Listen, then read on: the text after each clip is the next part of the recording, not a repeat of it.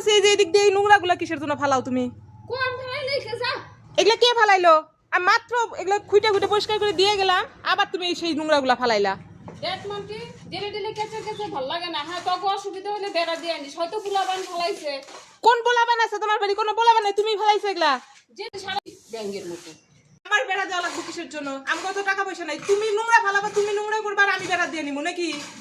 আমারও তো দরকার নাই বেড়া দেওয়ার। হ্যাঁ আমরা তোকে চালে বাড়ি করবি, আমার বাড়ির থেকে বাইরে যাওয়া লাগবে। সকাল থেকে তোকে কেসকে শুরু হয়, সকাল থেকে।